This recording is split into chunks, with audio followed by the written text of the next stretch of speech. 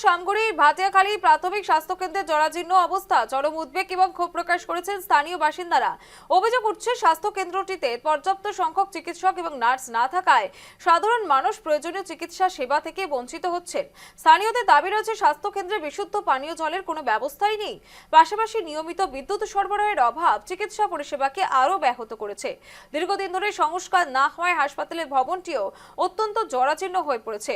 উদ্বেগজনক বিষয় হলো স্বাস্থ্য কেন্দ্রের ভিতরে গরু ছাগল সহ গৃহপালিত পশুর অবাধ বিচরণ দেখা যায়। এর ফলে হাসপাতালের পরিচ্ছন্নতা এবং স্বাস্থ্যসম্মত পরিবেশ ক্ষতিগ্রস্ত হচ্ছে।